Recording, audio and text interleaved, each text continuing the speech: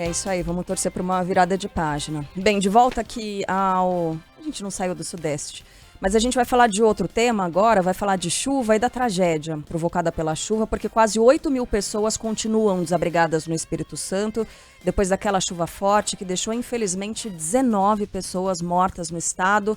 A maior parte dos óbitos ocorreu na cidade de Mimoso do Sul, foram 17 pessoas que morreram lá, outras 7 seguem desaparecidas. Ontem nós conversávamos com a Letícia Cardoso, né, falando direto de Vitória sobre esse assunto. E, Letícia, havia uma certa relutância das autoridades em se confirmar o número desses desaparecidos. Então, agora existe essa lista, né, com os nomes das 7 pessoas que não foram localizadas ainda. Bom dia para você. Bom dia, Carla. Bom dia aos ouvintes. Bom dia, Sheila. Bom dia, Megali também. Ontem eles passaram a divulgar assim, o número de pessoas desaparecidas, Carla, mas não o nome delas ainda, até mesmo por respeito às famílias. E aumentou, viu? Hoje de manhã saiu agora há pouquinho um novo relatório da Defesa Civil, infelizmente 20 mortes confirmadas. E as 7 pessoas desaparecidas, elas continuam, ou seja, mais uma morte confirmada e não se refere às pessoas que estão desaparecidas e as buscas continuam por elas.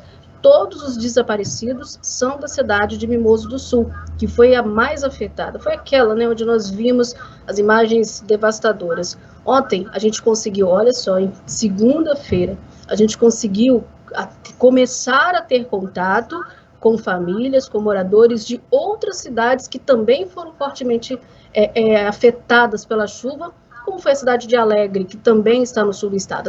Essas cidades sofreram com muito problema de telefonia móvel voltar, até porque as empresas não estavam dando conta de estar presente em todos os locais, até por conta da chegada, né, delas nestas cidades, a fiação que foi toda danificada.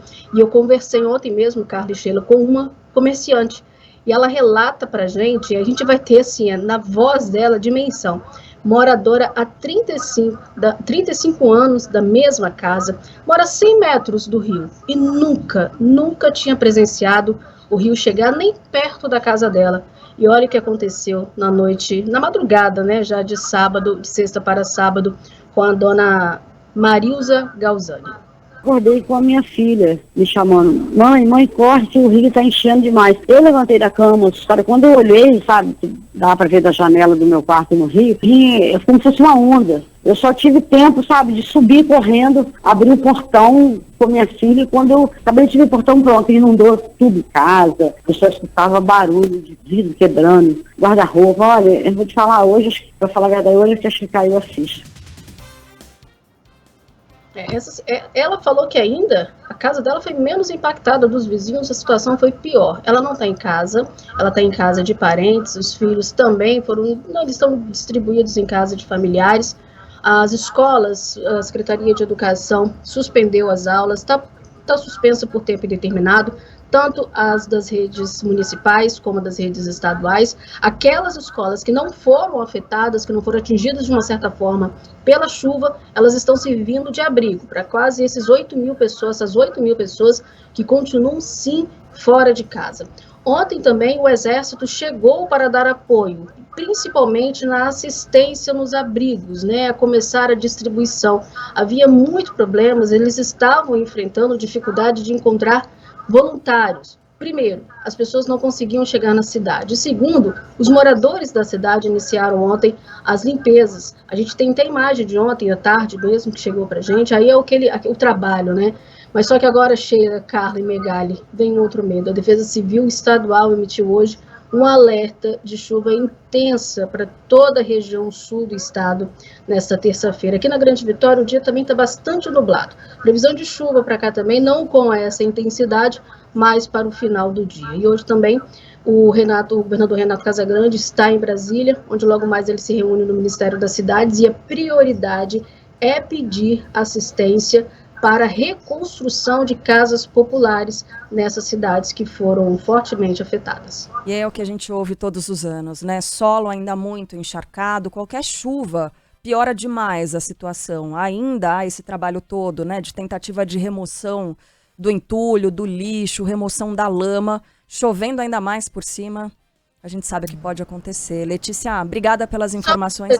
Diga. Só mais uma coisa importante, Carla, todos os pacientes dessas cidades, dessas 9 cidades, eles estão vindo aqui para a Grande Vitória, pacientes que fazem quimioterapia, radioterapia e hemodiálise, vieram para a Grande Vitória ontem e vão permanecer aqui. Eles não vão vir e voltar como era de costume após as sessões. Isso é por precaução, de acordo com a Secretaria Estadual de Saúde, até porque as unidades de saúde, os pronto-atendimentos estão afetados e aqueles que continuam atendendo, né, que conseguem atender, estão sobrecarregados atendendo alguns moradores da cidade. Então, esses pacientes mais crônicos, eles estão vindo aqui para a Grande Vitória e vão ficar nos hospitais da Grande Vitória, fazendo o tratamento e aguardando, né, dia após dia o tratamento dele, até ter condições de retornar para a cidade. Perfeito, Letícia. Bom trabalho por aí. Obrigada. Valeu. E com esse alerta importante da Defesa Civil de mais chuva pesadona intensa para hoje, a gente fica muito apreensivo e, claro, acompanhando com a nossa reportagem. Como no Rio de Janeiro também, onde muitas regiões atingidas pelas chuvas nos últimos dias seguem debaixo d'água. A água não baixou. Priscila Xavier tem os detalhes. Mais de 48 horas depois das fortes chuvas que atingiram Rio de Janeiro, moradores de Vila Uruçaí, em Duque de Caxias, na Baixada Fluminense, ainda estão debaixo d'água. Nesta segunda-feira, a reportagem da Band News FM esteve no local e constatou que muitas ruas ainda estão alagadas na região. A casa de Dona Edna Souza foi uma das atingidas pela enxurrada. Ela afirma que ainda estava tentando se recuperar da primeira enchente em janeiro deste ano. Roupas, cama, o motor da geladeira pifou. Nós somos pobres, mas a gente tem que ter nossa dignidade, porque não é digno viver assim. Um dia você tá bem, aí você tá dormindo, quando você vai ver a cama a água tá na cama, não tem como você sair. E essa é a realidade, né? Se você imaginar que essa senhora, assim como outros tantos moradores, estavam no processo de recuperação da última chuva, gente. As pessoas não têm tempo de se recuperar, de recuperar suas coisas, de adquirir de novo itens básicos, uma geladeira, por exemplo, para conseguir refazer as suas vidas e pronto, vem tudo de novo e acontece tudo de novo. É impressionante como essa história é recorrente no Brasil, muda um pouco a região, às vezes nem muda, porque às vezes a gente está falando de exatamente os mesmos lugares, como no caso do Rio de Janeiro, e a história vai se repetindo. O que acontece? Nada. Não muda, muda muito pouco. Não há uma política ampla de retirada dessas pessoas, de impedir ocupações em determinadas áreas que são consideradas de risco, de deslocamento dessas pessoas para áreas seguras. A gente avança muito pouco nesse tema aqui no Brasil. Muito pouco. Enquanto isso, continua morrendo gente e as pessoas continuam perdendo absolutamente tudo, perdendo toda a sua energia, perdendo seus itens, perdendo parentes, até que vem a próxima chuva e tudo acontece de novo. É inacreditável. Bom, trocando de assunto.